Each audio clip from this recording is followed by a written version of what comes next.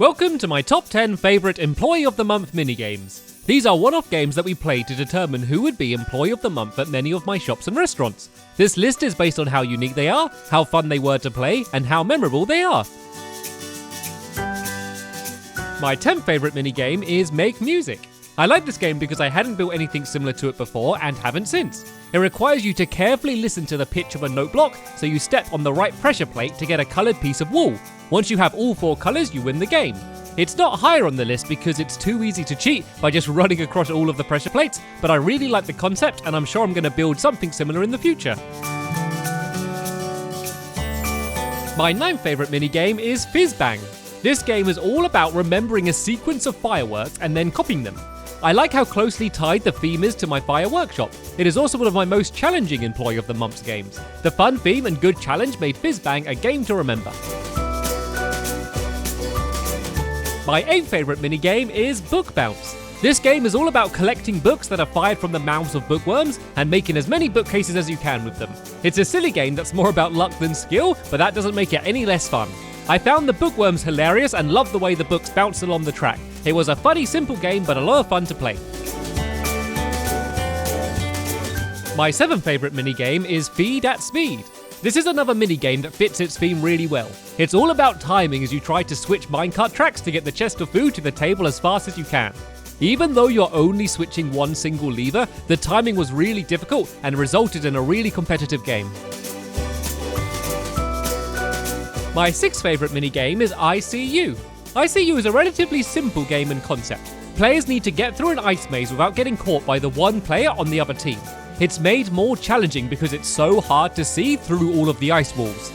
Any game where you're running as fast as you can to avoid someone is always intense, and I was also really happy with how well the layout of the maze worked. My 5th favourite minigame is Flying Fish. This is a game that's all about collecting fish that are being launched into the sky. How could it not be fun? The sight of the fish being flung all over the place was really funny and helped to make the entire game a blast to play. Having the fish worth different amounts of points also helped to make the game more enjoyable because everyone charged down after the clown and pufferfish. My 4th favourite minigame is Clock Climb. I knew I needed a big minigame for my clock, so a dramatic climb up the outside of the tower seemed like the perfect idea. It tested everyone's climbing skills and fear of heights to their limits. There was a good variety of different activities that you needed to complete in order to reach the top, and the reward of the view was a great ending to the game. My 3rd favourite minigame is Behind Bars. This game is all about trying to block or trap players with iron bars to stop them from stealing from the bank. The mechanic of blocking with the bars worked really well and inspired my permanent minigame Honey Hunt that I built in my Funland. My 2nd favourite minigame is Sheep Scramble. This game is all about trying to remember what colour sheep are before they get sheared, putting them into the correct pen and then waiting to see how many you got right. It's so difficult to keep track of them all when they all start moving around. It's also really tense when you're waiting for the sheep to regrow their wool, because you have no idea how well you've done until they've all grown their wool back.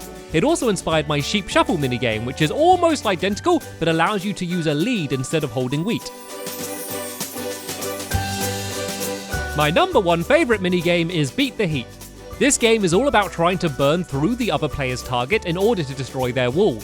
The strategy is all in when you decide to attack by launching the fire charges at the other player's target, or when you decide to defend by putting out your own fires. This game gets really hectic once the fire starts spreading.